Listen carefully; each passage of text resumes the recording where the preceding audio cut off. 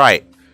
Hang on, let me move the camera closer because I got a very important question topic I want to discuss about, since this is something I've noticed, in this very community, not the VR chat community. I don't keep in touch with the VR chat community. No, I'm talking about the DDLC community, more specifically the DokiTuber community. Have you guys noticed how many DokiTubers have been retiring recently? And that's a genuine question, because it's something I've observed, but I want to see if other people have observed it too. Monster Gaming says, yeah, I have taken notice of that. San says, I miss Monica D. Oh, yeah, Monica D's retirement, actually, that I did want to speak about that a lot more publicly. Because I was going to make a video on this, but I thought, I don't know. Anyway, yeah. Monica D's retirement. Actually, let me rewind the mix, because some of these songs are not so good. There we go. Let's just go to this point in the mix. But yeah. Monica D's retirement, I do have some backstory about that. Marco, a few weeks prior to dropping that bombshell of a video on his Monica D channel, he told me and a few other DokiTubers about this, and I feel like I can say this because everything he said in that video was basically everything that he said to me and the others privately, so there's no point like glossing over that at this point. But yeah, no, he told me that around 2021-ish, so way before I met him actually, his passion for DDLC died like back in 2021, but he felt the need to continue because he was getting so many views and so many subscribers, and he fell down that rabbit hole of just thriving off of that popularity. And it's something I've like advocated for him to, like, ever since I've known the guy. Like, don't do stuff just because it's popular. Do stuff that you want to do, and that's something I've been saying to him for years. Never in a million years would I have thought that he never really enjoyed DDLC, but now looking back at it, it all makes so much sense. Yeah, it was a bombshell, and I'm still trying to, I guess, in a way, to take the news in, which is actually why I made the a video that you may see on my channel right now. If you go to the Yandere gaming channel, there's a video upcoming simply called "Thank You, Monica D," and it's just my final way of like thanking him for everything he's done, and also getting some final closure from the DDLC community. For Monica D, that is. But yeah, point is, I've known this news way before the public did, because, well, we're in a DokiTuber friend group, of course, we're gonna know first before anyone else. But yeah, he is genuine. Hasn't liked DDLC since 2021, or at least the modern side of it at all. But I think his passion really died around the same time he got demonetized the first time on the Monica D channel, hence why he created the Weeb Boy. So yeah, I think at that very moment, without any of us realizing at the time, I think his channel getting demonetized in 2023 is what officially killed it off for him. He tried to make several comebacks, but he just kept disappearing again. And I guess this final disappearance is what led to him finally hanging up the coat on his DDLC modding career. So yeah, it is sad, but it makes a lot of sense as to why he's moving on from DDLC. Like, if you're not enjoying it anymore, then just, yeah, it makes perfect sense. Although I can understand why people are saddened, because like he was one of the many people, or well, if not the first person, like people watched during the COVID lockdown with the premieres and shit. I think he was actually the first person to pioneer like the premieres during like out of any DokiTuber, and then everyone else just kind of followed suit, myself included.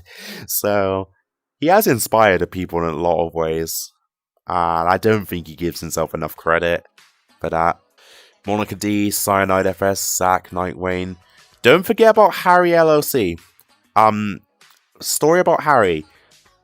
His YouTube and I believe Discord got hacked.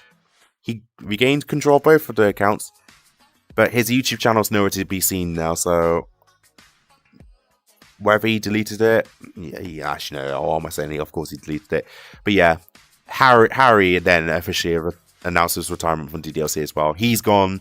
Zack announced his retirement. Actually left DokiTuber Central a few hours after his retirement message. Cyanide's gone. Nightwayne retired a bit not too long ago. Who else? Ronald's not doing DDLC anymore, I don't think. And even though this person hasn't necessarily retired from DDLC, I've noticed he doesn't do a lot of DDLC stuff anymore, and that's Afro Zero. So I'm wondering if he's next. Dude, all of this talk about like DokiTubers retiring makes me feel weird, because now if I really think about it, I'm one of the oldest remaining DokiTubers. That is a weird thought to think about, considering like 5 years ago I was like the new kid on the block, just establishing myself and getting things running for the first time, and now I'm seeing all like some people I looked up to, some people I respected just retire on the spot, and in the mass amounts as well. It's very sad, but it just proves that, as hate for it to say it, DDLC is not as popular as it once used to be. It's as simple as that. There's only so much you can do with a game that's turning 8 years old this year. There's only so much one can do, and especially without sounding rude, especially if you're not too creative and think outside the box, then yeah, it's going to be even harder for you. So yeah, it's just something to think about.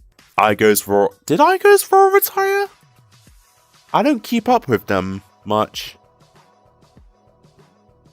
Did Igos Raw retire? Yeah, that's a DokiTuber I never really kept up with, like kept tabs with. I know they were in my live stream for the first DokiTuber Awards, which was about 2 years ago. It was a great one, though. It really engraved itself into gaming culture there. True.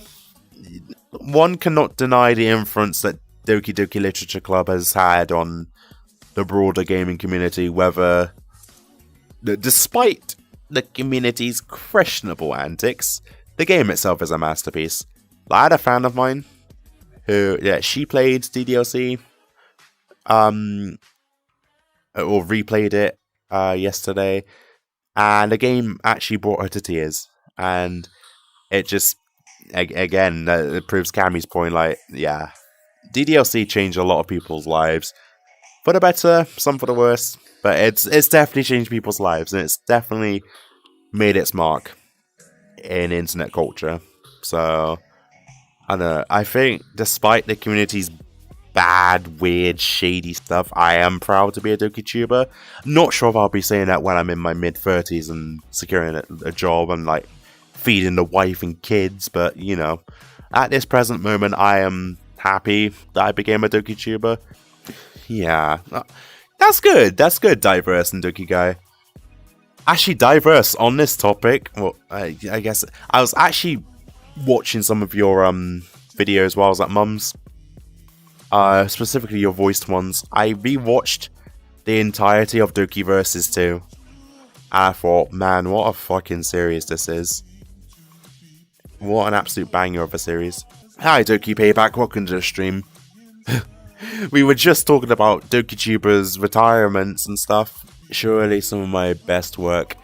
I'd argue it's just your best work you have so far on the channel, to be honest. I can't think of anything else you've done that can really, like, top Doki Versus 2 in terms of everything, really.